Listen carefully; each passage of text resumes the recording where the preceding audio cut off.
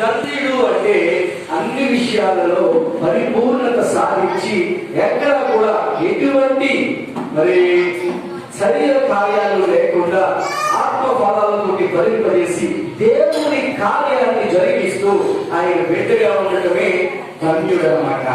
అటువంటి ధన్యకరమైన జీవితాన్ని నువ్వు నేను కలిగి ఉండాలి. యేసు ప్రభు బిడ్డగా మనం అందరం సాధించవలసినటువంటి ఆత్మీయ స్థితి ఏంటంటే ధన్యుడిగా ఉండాలి. లేదు మనం అందరం కూడా ధన్యుడుగా పిలువబడాలి. ధన్యులు అనే విషయాన్ని మనం ఈరోజు ధ్యానం చేస్తా ఉంటాం. ఎవరెవరు ధన్యులు ధన్యులు అని అనిపించుకోవడానికి మనం ఏం చేయాలి అన్నది మనం అందరం కూడా ధ్యానం చేసుకుంటూ కార్యక్రమంలో ముందుకు వెళ్దాం. అవును, బైబిల్ పాట పాడదాం. బైబిల్ పాట పాడదాం.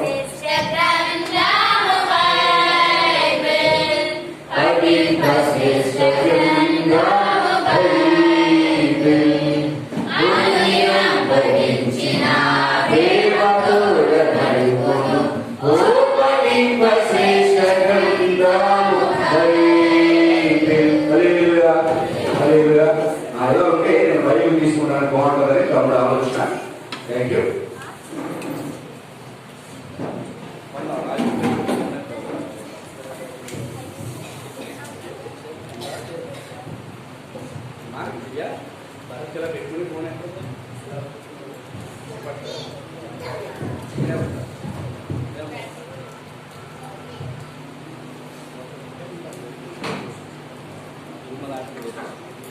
గిమ్మలాంటిది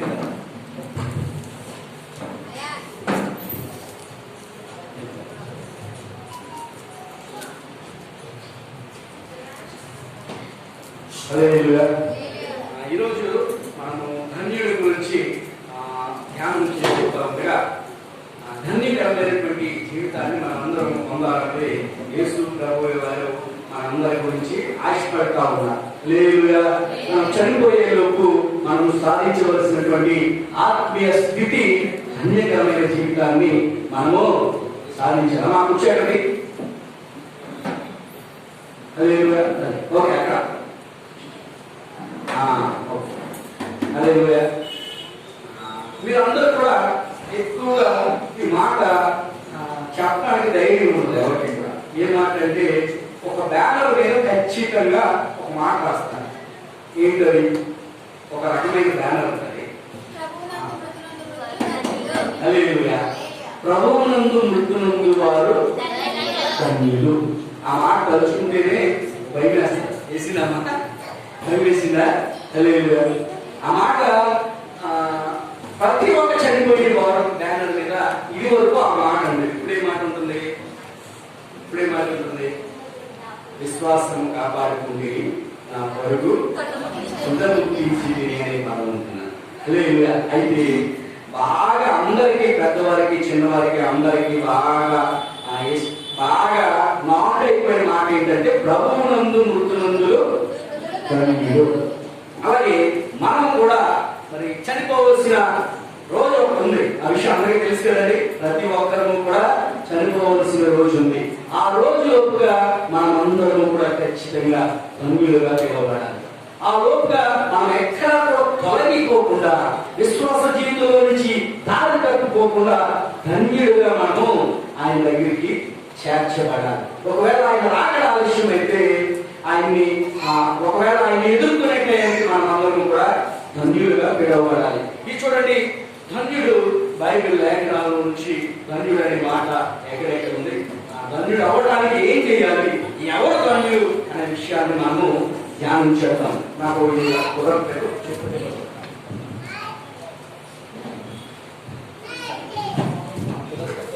అది వాయిస్ కలిగింది. అదే చూడండి, యోబు రాసిన గ్రంథం 5వ అధ్యాయము 17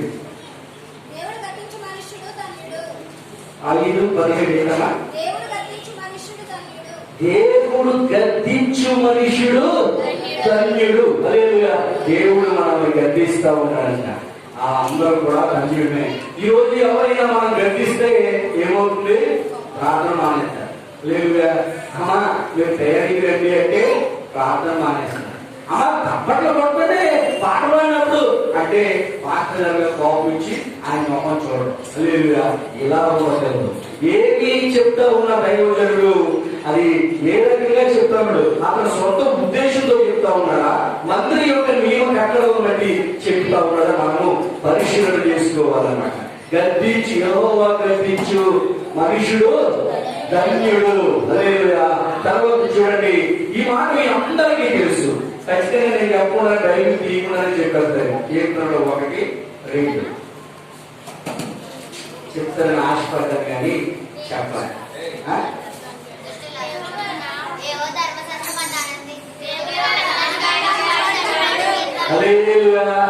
అమ్మాయ మరి ఎంతలైపోయి మా ఊళ్ళో మనసుకు బాగా కలిగింది కానీ కొంచెం ఊపు వచ్చినప్పటికీ ఊపు వచ్చేసింది. యెహోవా ధర్మశాస్త్రమందు దేవాలయము దాన్ని ధ్యానించువాడు ధన్యుడు. దీవారాత్రములు దానిని ధ్యానించాలి. దేన్ని ధ్యానించాలి? నవలన సీతాల బుక్కున సాక్షి వీక్లీన దేన్ని ధ్యానించాలి? యెహోవా ధర్మశాస్త్రములు దేవారాత్రములు దానిని ధ్యానించేవాడు ధన్యుడు. మనం ఎన్నిసార్లు ధ్యానం చేస్తున్నాం? రోజుకు ఒక్కసారైనా ధ్యానం చేసేవాళ్ళు ఉన్నారా? చేతులు ఎత్తండి అని అన్నాను అనుకో, ఏమైపోతుంది? ఒకసారి మీరు పరిశీలన చేసుకోమని కోరుతా ఉన్నా. అంటే అంత సాహసం నేను చేయట్లేదు. హల్లెలూయా. హల్లెలూయా. దీవారాత్రములు ధ్యానించమని చెప్తా ఉన్నాడు. అంటే రాత్రి పగలు కూడా బైబిల్ చదవాలి. ఎంతమంది చదువుతా ఉన్నారు పరిశీలన చేసుకోమంటాను. వారు మాత్రమే ధన్యులు అని మనం గ్రహించాలి. హల్లెలూయా. ధన్యులు జాబితాలో మీరు ఉండాలని ఇష్టపడతా ఉన్నావా? అమ్మా, ఇష్టపడతా ఉన్నారు మీరందరూ కూడా? ధన్యులుగా ఉండాలనుకుంటున్నారా? దుర్మార్గుల లిస్టులో చేరాలనుకుంటున్నారా? ఎవరైనా కూడా ధన్యుల లిస్టులోనే చేరాలని అనుకుంటా ఉన్నాం. అంతేనండి? అంతేనండి? అమ్మా, అంతేనా? ధన్యులుగా ఉండాలని కదా ఆయన బిడ్డలుగా ధన్యమైన జీవితాన్ని మనం జీవించి ధన్యులనిపించుకోవాలని మనం ఆశపడతా ఉన్నాం. అంతేగాని దుర్మార్గులుగా ఉండడానికి మాత్రం కాదు. అందుకే దేవుడు చెప్తా ఉన్నాడు, దీవారాత్రములు దాన్ని ధ్యానించువాడు ధన్యుడు. ఎంతమంది ధ్యానం చేస్తా ఉన్నారు? అయితే ఈ రోజు నుంచి అయినా మీరు ఆ చర్యని ప్రారంభించండి. దేవారాత్రాన్ని ధ్యానిస్తే వారు ధన్యుడు అంటండి. ఎంత ఈజీ. మేము లేని బరువు ఇసుక మూట, సిమెంట్ మూట ఎట్టుకొని 2 అంతస్తులు నడవమని చెప్పట్లేదు. హల్లెలూయా. లేకపోతే ఒక ఒక ఒక 1000 రూపాయలు మరి కానుకమని దేవుడు చెప్పట్లేదు. ఏం చెప్తా ఉన్నాడు? దీవారాత్రములు దీన్ని ధ్యానించేవాడు ధన్యుడు. మీరు ధన్యులు అనిపించుకోవడానికి చాలా ఈజీ అయిన పని ఏదైనా ఉన్నారండి? కాబట్టి మనము రోజుకు పేపర్ చదువుతూ ఉంటాం. కొంతమంది ఈనాడు చదువుతారు, కొంతమంది సాక్షి చదువుతారు. ఎందుకని? ఇది చదవండి. హల్లెలూయా. యెహోవా ధర్మశాస్త్రాలు చదవండి. అమ్మా, నేను పేపర్ చదువుతానా? కొనాల నుంచి చదువుతానా? పేపర్ చదవకుండా కొన్ని సంవత్సరాలు నా జీవితం లేదు. హల్లెలూయా. ఊహ తెలుసుకున్న కాడ నుంచి పేపరే చదువుతున్నాను. హల్లెలూయా. పేపర్ చదవకపోతే నాకు అసలు ఎవరంటే ప్రపంచంతో సంబంధం లేనట్టుగా ఉండేది. కానీ కొన్ని నెలల నుంచి నిజంగా చెప్తున్నాను, దేవుని బలిపీఠం మీద నుంచి మాట్లాడుతున్నాను. పేపర్ చదవలేదు. హల్లెలూయా. దాంతో నాకు పర్లేదు. ఒక్కరోజు చదవని పేపర్. ఎందుకంటే ఆ రోజు నేనే పేపర్లో పడ్డాను కాబట్టి. హల్లెలూయా. ఆ రోజు మా మెయిన్ ఎడిషన్ లోనే ఆ లోన పేజీలో మెయిన్ పేపర్ లోనే నా గురించి రాసుకొచ్చాడు. హల్లెలూయా. ఈనాడు పత్రికలో నేను చేస్తున్న పనుల గురించి, అంటే ఆ టాప్ అండ్ ఆర్టికల్స్ నేను చేస్తా ఉంటాను, అందరికీ తెలుసు కదా. దాని గురించి పరిగెత్తుకుని రాస్తే ఒక ఆయన నాకు షేవింగ్ చేస్తారు అన్నయ్య, ఆయన నాకు ఫోన్ చేశారు, అన్న పేపర్లో చూసారా అని. ఆ రోజు నేను పేపర్ చదివాను అంతే తప్ప వేరే రోజు ఎప్పుడు కూడా చదవలేదు. చదవడం కూడా. అదే ఇంకొక విషయం ఏంటంటే, మా ఇంట్లో న్యూస్ ఛానల్స్ నాది యూట్యూబ్ అవసరమైతే పెట్టుకోవాలన్నమాట. న్యూస్ కూడా చూడట్లేదు. మేము ఏం చూస్తా ఉన్నామంటే ఏం చేయాలి? మీరు అందరూ కూడా దీవారాత్రములు దానిని ధ్యానించువాడు ధన్యుడు. ఈ రోజు నుంచి అబ్బాయి కనీసం ఒక వచనమైన అప్పుడప్పుడైనా చదువుతా ఉన్నాయి. రోజులో ఒక్కొక్కసారి కనీసం 2-3 సార్లు ఒక వచనమైనా చదువుతా ఉంటే మీరు ధన్యుడని లేఖనాలు చదివిస్తా ఉంటాయి. హల్లెలూయా. ఇంకా చూడండి కీర్తనలు 2వ అధ్యాయం 2వ వచనం. ఆయనను ఆశ్రయించువారు, చదవండి, కీర్తనలు 2:2.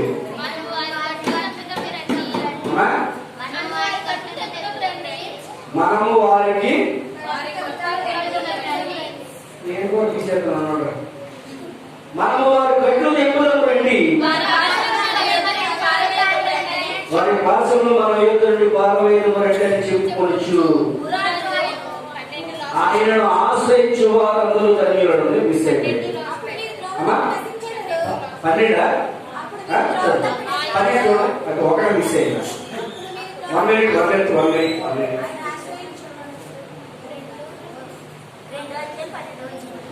సారీ, నేను రాసుకోవడం మిస్ అయింది. 2వ అధ్యాయం 12. అప్పుడు కుమారుడిని ముద్దు పెట్టుకొని లేని ఎడల ఆయన కోపించును. ఆయనను ఆశ్రయించువారు ధన్యులని ఎక్కడ ఉంది? అదే చదువు. ఆయనని ఆశ్రయించువారు ధన్యులు. మీరు యేసు ప్రభుని ఎవరైతే ఆశ్రయిస్తున్నారో వాళ్ళందరూ కూడా ధన్యులంట. యేసు ప్రభు మీద ఆనుకునే వాళ్ళందరూ కూడా ధన్యులంట. ప్రభువా, నీవే నా ఆశ్రయం, నీవే నా దిక్కు, నీవే నా ఆదరణని ఎవరైతే ఆయన్ని ఆశ్రయిస్తా ఉన్నారో వాళ్ళందరూ కూడా ధన్యులంట. కాబట్టి మీరు అందరూ యేసు ప్రభుని ఆశ్రయిస్తున్నారా? ఆశ్రయ దుర్గమా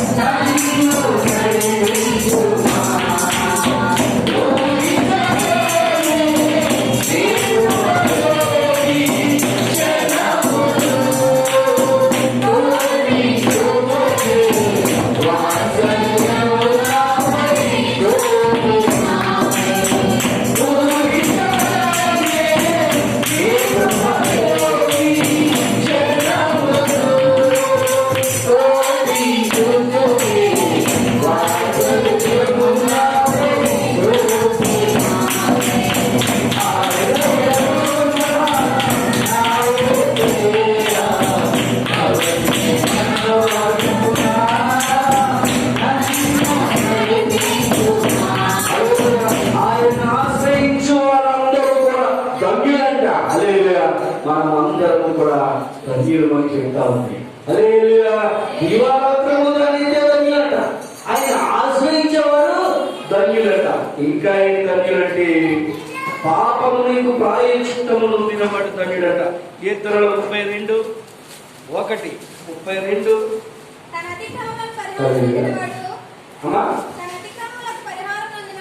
తన అతిక్రమములకు పరిహారము నొందినవాడు, తన పాపములకు ప్రాయశ్చిత్తము నొందినవాడు. ఏమండి, మీ పాపాలు కనుక దేవుని దగ్గర ఒప్పుకొని ఆయన కనుక పరిహరిస్తే మనము ధన్యుడమంట. పాపా ఇన్ని పంపాఫర్లండి, 1+1 ఆఫర్లు ఇవన్నీ కూడా. హల్లెలూయా. వాక్యం చదివితే ధన్యుడంట. ఏమండి, తర్వాత దేవాలయంలో ధ్యానిస్తే ధన్యుడంట. ఆయన ఆశ్రయిస్తే ధన్యుడంట. ఇప్పుడేం ధన్యుడు? అది ఇప్పుడు మనం చదివింది. తన పాపములకు ప్రాయశ్చిత్తము నొందినవాడు ధన్యుడు.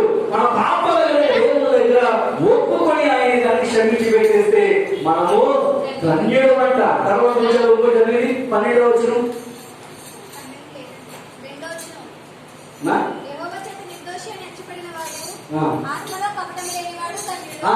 ఆత్మలో కపటం లేనివాడు,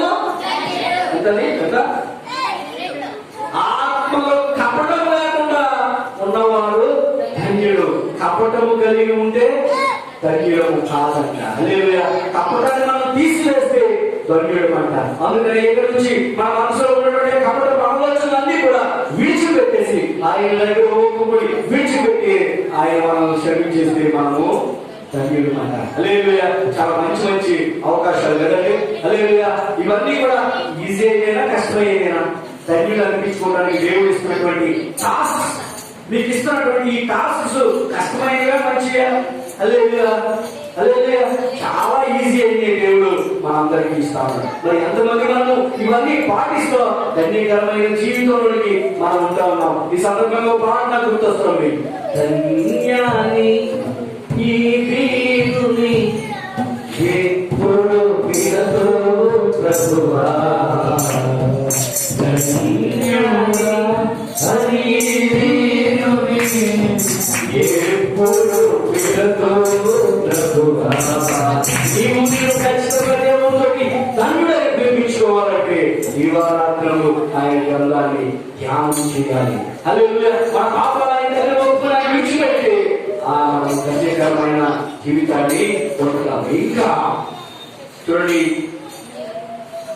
34:8 ఆయన ఆశ్రయించుకున్నాడు అరడి అయిపోయింది. తర్వాత కీర్తనలు 44 40 యెహోవాను నమ్ముకొనువాడు ధన్యుడు. హల్లెలూయా. యేసు ప్రభు యెహోవా అంటే తండ్రి, కుమార, పరిశుద్ధాత్మ దేవుడైన మన దేవుడు అన్నమాట. హల్లెలూయా. యెహోవాను నమ్ముకొనువాడు ధన్యుడు. హల్లెలూయా. మీ అందరికీ డౌట్ వచ్చామండి, మనం యెహోవాను నమ్ముకోవట్లేదు కదండి, మన దేవుడు యేసు ప్రభు కాదండి. ఎవరికైనా ఉందా డౌట్? ఉందా? ఉన్న వాళ్ళు చెప్పారు. హల్లెలూయా. మన దేవుడు ఎవరండి? తండ్రి, కుమార, పరిశుద్ధాత్మ ఏక దేవుడు. తండ్రిగా పనిచేశాడు, కుమారుడిగా పనిచేశాడు, పరిశుద్ధాత్మగా కూడా పనిచేశాడు. పాత నిబంధన గ్రంథం అంతటిలో కూడా తండ్రిగా ఆయన కనపడతా ఉన్నాడు. కొత్త నిబంధన గ్రంథం అంతా కూడా కుమారుడిగా ఆయన జీవితాన్ని మనకి చూపించాడు. తర్వాత ఆయన బాప్తిసం పొందినప్పుడు పరిశుద్ధాత్మ ఆయన దగ్గరికి వచ్చింది. ఈయన తీసుకెళ్ళినప్పుడు యేసు ప్రభు పైకి వెళ్ళిపోయిన తర్వాత భూమి మీదకి పరిశుద్ధాత్మ వచ్చింది. అందుకనే అక్కడ మనకు ఉండేది అపోస్తుల కార్యాలు 2:4. అప్పుడు వాక్శక్తి వారికి అనుగ్రహించిన కొద్ది వారందరూ పరిశుద్ధాత్మతో నిండిన వారే అన్య భాషలతో మాట్లాడేది. హల్లెలూయా.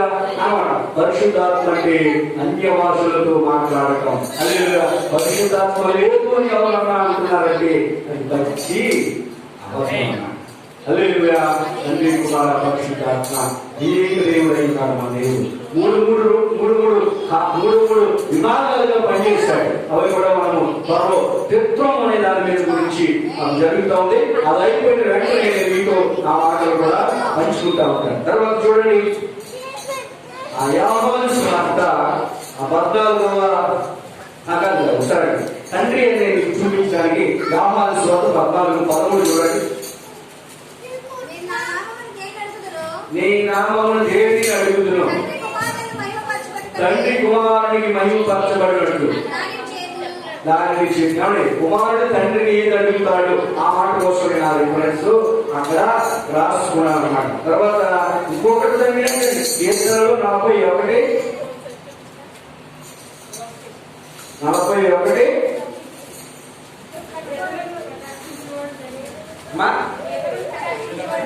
పేదలను కటాక్షించువాడు ధన్యుడు అన్నారు. ఇస్తారు. హల్లెలూయా. హల్లెలూయా. పేదలను కటాక్షించువాడు ధన్యుడు అన్నారు. హల్లెలూయా. అందుకని మనకు ఉన్నటువంటి తలమో కోపము అంటే డబ్బులు కాదు, కానీ వేరే మీకు ఇవ్వగలిగిన స్థితిలో ఏదైనా ఉంటే మనము పేదలను కటాక్షించాలి. వారికి గనక మనం ఏదైనా సహాయం చేయగలిగితే వారు ధన్యుడంట. హల్లెలూయా. ఇంటికి వెళ్ళిన తర్వాత ఏదైనా మీకు ఉన్నది ఇవ్వగలిగిన స్థితిలో ఉంటే ఇతరులకు ఇవ్వాలన్నమాట. లేని వారికి ఇవ్వడం ద్వారా ఇందువలే మీ గొరుగు వారిని ప్రేమించుకునే మాటను నెరవేరుస్తూ ఉన్నట్టు పేదలను కటాక్షించువాడు ధన్యుడు. ఇంకో చోట ఉన్నది, వాడు యెహోవాకు ఒప్పించువాడంట. పేదలను కటాక్షించిన వాడంట దేవుడు కల్పించేవాడితో సమానం అంట. హల్లెలూయా. అటువంటి ధన్యకరమైనది నేను పొందుకోవాలని ఆయన కోరుకుంటా ఉన్నాడు. హల్లెలూయా. తర్వాత